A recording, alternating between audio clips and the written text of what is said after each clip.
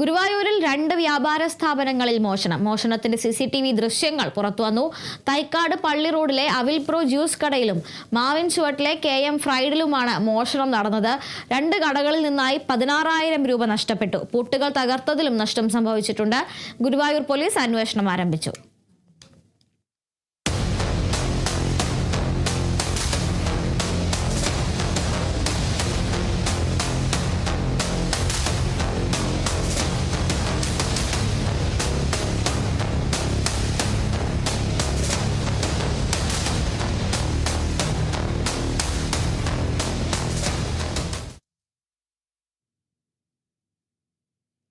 മുഖ്യമന്ത്രിക്കെതിരെ ഫേസ്ബുക്കിൽ അശ്ലീല പരാമർശം നടത്തിയ യുവാവ് അറസ്റ്റിൽ.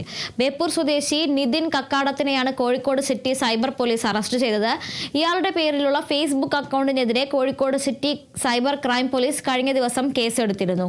മുഖ്യമന്ത്രി VD സതീശനെതിരെ അശ്ലീല സന്ദേശം പ്രചരിപ്പിക്കുകയും അടിക്കണമെന്ന് സമൂഹ മാധ്യമത്തിൽ ആഹ്വാനം ചെയ്യുകയും ചെയ്തു എന്നാണ് ഇയാൾക്കെതിരെ ചുമത്തിയ കുറ്റം. ഇതേ അക്കൗണ്ടിൽ നിന്ന് മറ്റു മന്ത്രിമാർക്കെതിരെയും അശ്ലീലകരമായ പരാമർശം പ്രചരിപ്പിച്ചുവെന്നും പോലീസ് കണ്ടെത്തിയിരുന്നു.